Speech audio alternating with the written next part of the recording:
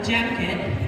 So I asked her, you know, well, you got a jacket, you get a shirt. So she asked for a water bottle. So here is your choreography winner water bottle. Congratulations. And then for our, actually Brenda too, for our instructors, I have a fun little thing for them that they can play with, wear whenever they like. So, this is our Joe. Brenda. I can't sit on the floor. And Joe. Thank you. And Niels. What? So yeah, you can put it in the back, in the side, in the front. You can wear it on your head. Because you know Jill doesn't really do skirts. So you maybe flip it around so this is your like headpiece off the back. That way to it. Yeah.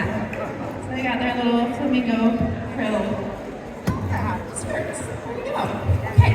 I think I've stalled enough. Does anyone have a question that you would like to ask any of these Flockstars up here? If not, I have some filler questions. What's that? The food truck is straight out the doors to the left in the parking lot, and you'll see the truck out there.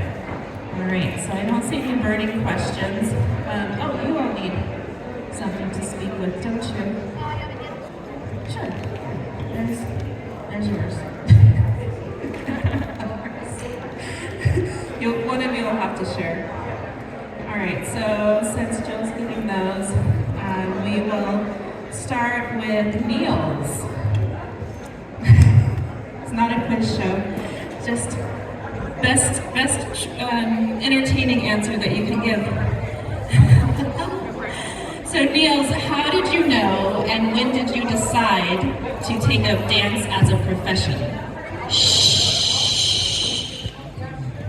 That started in like almost 20 years ago. Yes, so I think it was in 2005 because first, you know, it's just like something I did with my friends. Then I wanted to teach, and then I started choreographing, and people started to invite me to go to events. And I just got super busy, and I decided to quit my day job because I can actually see, oh, I can make money out of this. My day job, I was a translator, and I worked in business and IT. Yeah, because I've got a business degree in English and French. So that's why. I speak a little bit of German, a little bit of Norwegian, Swedish, yeah, Danish, and blah blah blah. Yeah. Danish. Jeg hedder Niels. My name is Niels. Oh, what did you just say? Oh, I thought you meant the donut. And jeg elsker line dance. I love line dancing. Jeg, that's I. Elsker, that's love. Jeg. Joe, you say it. Jeg elsker. No, you say elsker. Elsker. Oh, that's Elsa. That's a girl's name. Elsker. That's a K. Elsker. Yeah, that's pretty okay. That's decent. Jeg elsker line dance. Jeg elsker line dance. Jeg elsker Joe. Jeg elsker Niels. Jeg elsker Niels. Jeg elsker Niels.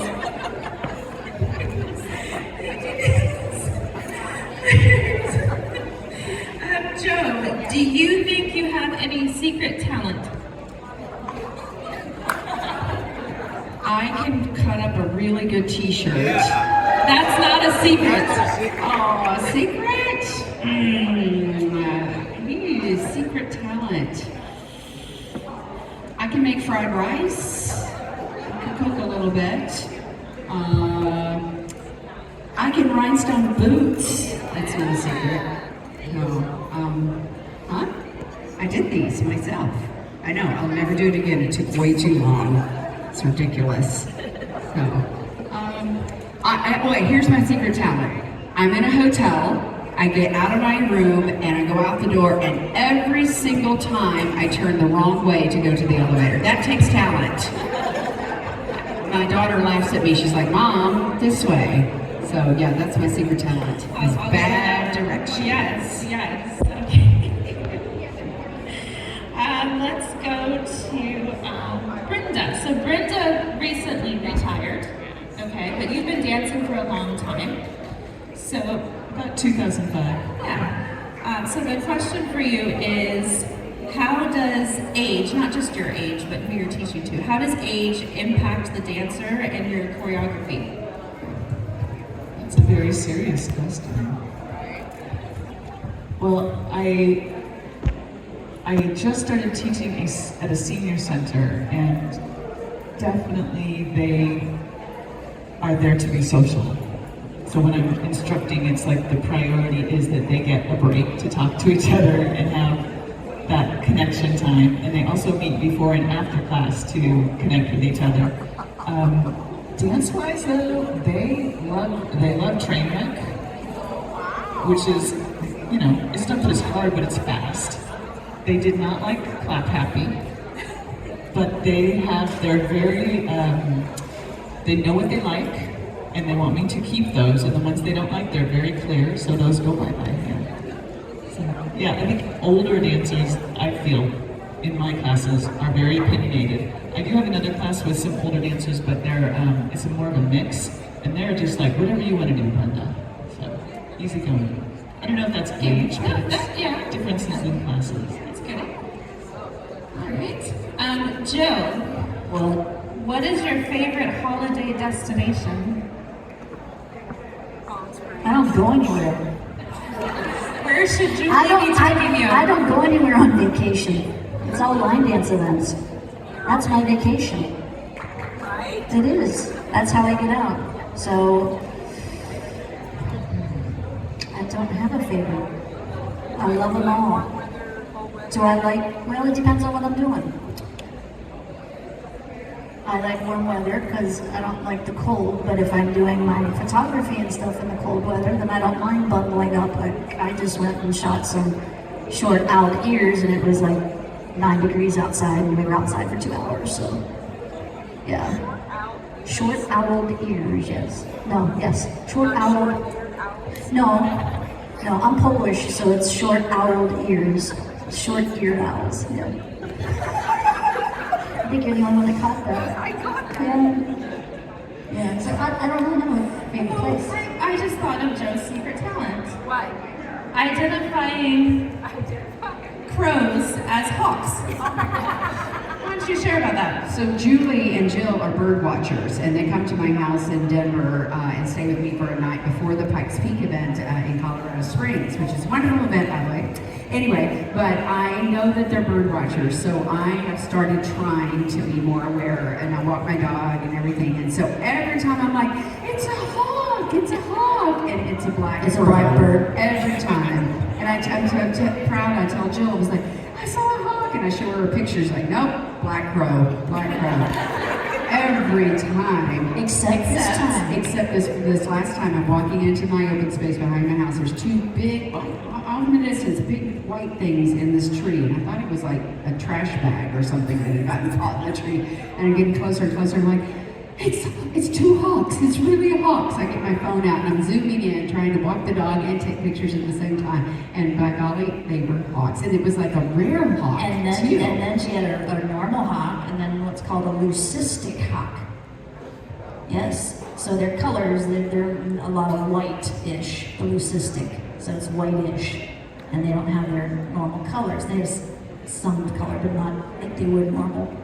And I've never seen one of those, so good job. Yay. Good job. So you need to start looking for trash bags in the trees. Yes, exactly. They don't move. Those mimic snowy owls. Trash bags do? Yes. Okay. Yes. Good to know. Any questions from the group? You can ask them anything. As you see, it doesn't have to be dance related. Can I just say something? You can ask questions too. I'm just sat here, I just realised I've got a 20-year anniversary. Yeah, well, in January, because I started in 2005 professionally in teaching. No, it was in 2005. It's 20 years. Yeah. 20 years of teaching. Well, no, 25 years of teaching. But you know, I 20 started. years of teaching. If you started when teaching in that was when I 2005. made commitments. Yeah, okay. First of January. Yeah. Congratulations. Just realized. Yay. I've been doing it longer than you. Speaking of teaching, if you're a local instructor and you have not gotten your invitation for the social tonight, please go see Peggy at the registration and get your little invitation. Even if you can't attend the social, we have a little memento we want to give you at some point throughout the weekend and recognize you as a local instructor and how much you do for our community. So if you haven't gotten your invitation, make sure you go see Peggy and if you're a local instructor, just tell her where you teach. She'll give you a little invitation. We want everybody to be included and recognized in this because you do a lot of great work on your local classes week after week after week, and we do appreciate it. All right. Adrian, you have a question? I want to know why Michael and Michelle chose you as the event director. Oh, we'll see what they say to the crowd. The question, Michael's right behind Michelle. He's supporting her as always. The question is, why did Michael and Michelle choose me to continue Palm Springs Winter Break? Wow. Okay, let's be honest.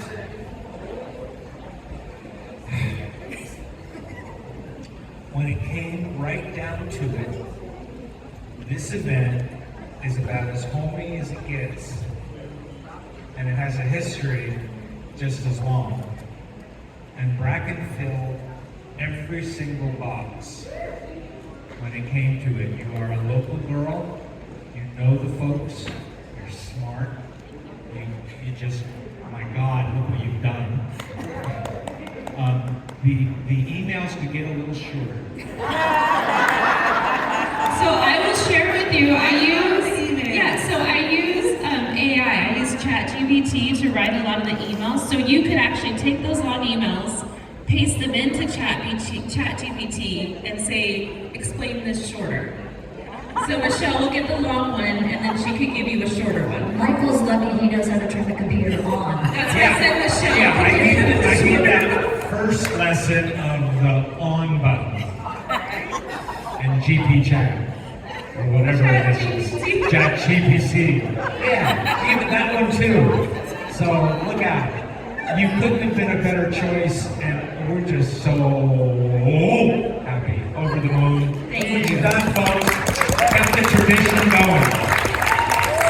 And speaking of the tradition, next year, 2026, will be the 30th time this event will be held.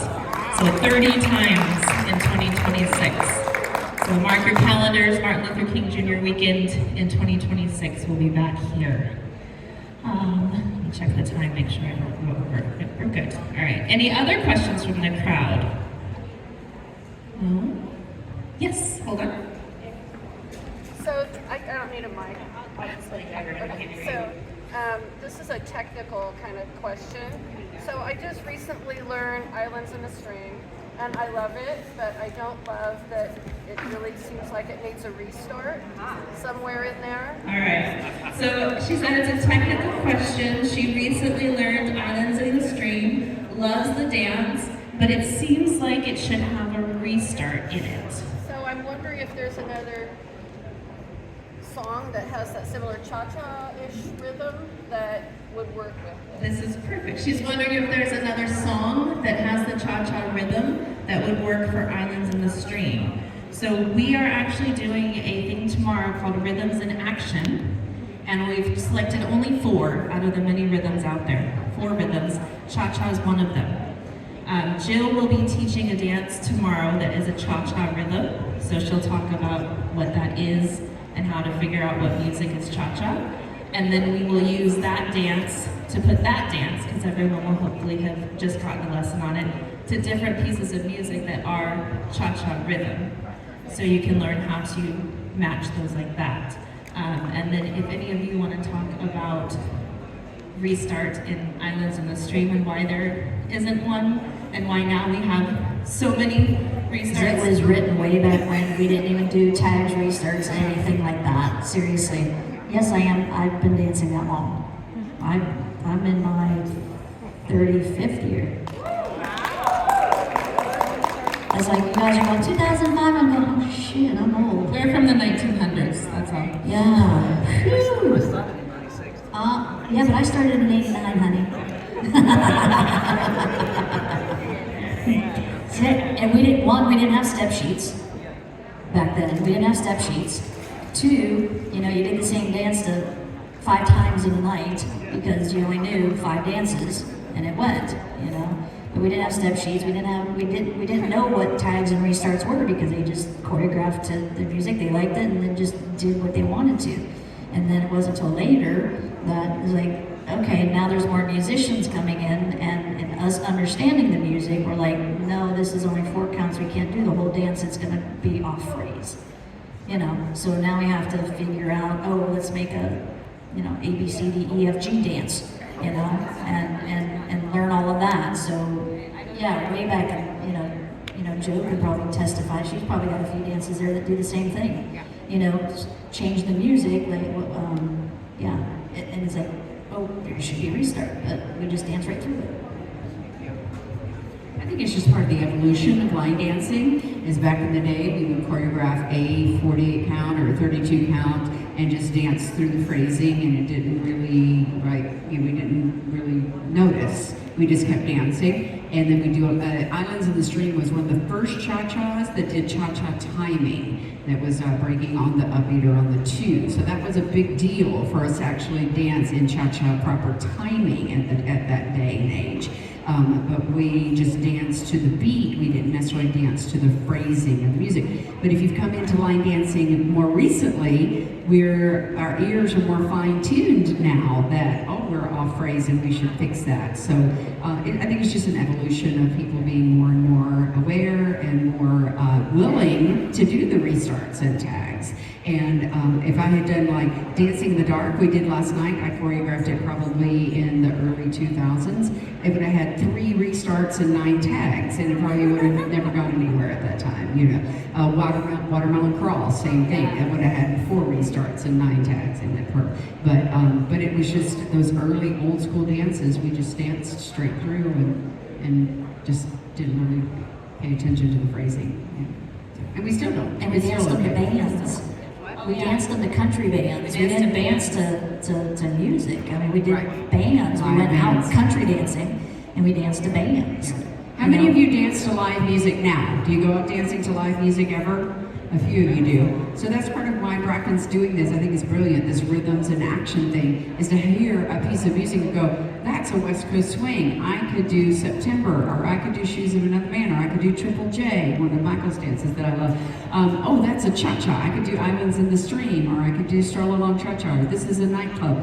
Waltz is pretty easy to identify, obviously. You can't really do a waltz to 2 steps. Well, some people do. It doesn't look very pretty. But starting to identify the rhythms helps you to be able, on the spot, on the fly, to go, oh, what does this sound like? This sounds like a 2-step. I could do Till You Can't. So starting to identify the rhythms and how they correlate. Yes, you. This has already been asked, just ignore me, obviously, because I got here late, but I feel like that's kind of a segue into what I wanted to ask, which is, what are you most excited about that's happening in line dance right now?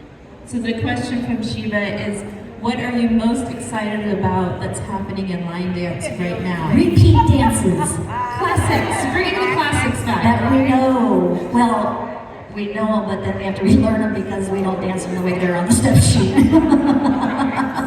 All right? So, your body gets adapted to do a certain dance, right? And then you go, oh, I'm going to teach Chili Cha-Cha. That was one of mine. I love that dance. I'm going to teach, and I read the step sheet and I went, what? Oh, crap, I'm going to relearn it. So, yeah, I mean, bring us some of the older dances because a lot more newer people are coming in here, and you get so bogged down. We need a new dance. We need a new dance. We need to bring some of the old ones back. Yeah, they're new for them. There's your new dance. Yeah, and now because some people haven't even been dancing 5 years, we can bring back dances that really you wouldn't consider that old, but they were really great, and then they dropped off because other really great ones came, and the people who've been dancing for 5 years never saw them. So they're new to them and they get so excited. And we do have classics at the event here. You know, Joe taught September. Niels is going to be teaching something in the water.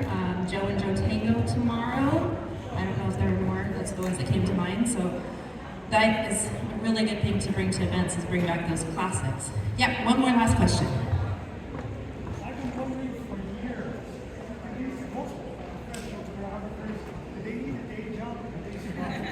So he said he's been wondering for years, the professional choreographers, do they need a day job or can they survive on teaching? Tell them your day job. I have a day job. Dancing was not, I started dancing, but it wasn't, you know, it just kind of, I fell into it. But my real day job, the one that pays the bills, is a dentist. Truly, dentist. And then Brenda, like I said, is recently retired, but before that you did have a day job, and you were? I was an elementary school teacher. But it's always a hobby for me. I'm not a professional. You are a professional, it's just not your sole income source. And so then we moved down to Joe and Niels, who do travel for dance, and that is your primary income, correct? 100%. There you go, yeah. But I'm gratefully in a relationship in which my husband loves to dance. Also, our daughter dances, and sometimes on these trips I get to bring my family with me. So if I weren't in a supportive relationship where we share the income, it would be challenging to make a full-time living of being a dance instructor, traveling, spending the hours on the road, and because a lot of the times that you're prepping for an event, as a local instructor, you know it's not just your hour that you're teaching the class, it's the 9 hours you spent finding the dances you're going to learn and teach, and then cleaning up afterwards, and you know, so it's a lot of the outside work. So I've been teaching, I don't want to brag, I've been teaching for 45 years this year. I started when I was 2. It's amazing, but I grew up in a dance studio. I started teaching as a 2-year-old, yes. I'm only 47, but I grew up in a dance studio. My family, my mom and dad, my dad taught, my brother taught, so it was a family business for us. So I grew up, I majored in dance in college. I knew from the age of 7, dance was going to be my life. I would hear music and I would see choreography in my head at 7 years old, and just that was always a dream of mine to be able to share that with other people. But as far as making a living of it, it is very challenging to make. I mean, we have a lot of fun. We do it because we love it. And yes, it does help pay the bills. But for most of us, I know Amy Glass Bailey is a pharmacist full-time. She teaches dance part-time. So many of us do have a full-time job. Our supportive relationship that allows us to do this, dual income. All right, so thank you everyone for all of your questions. That wraps up our Flockstar Q&A for today. We will do it again on Sunday.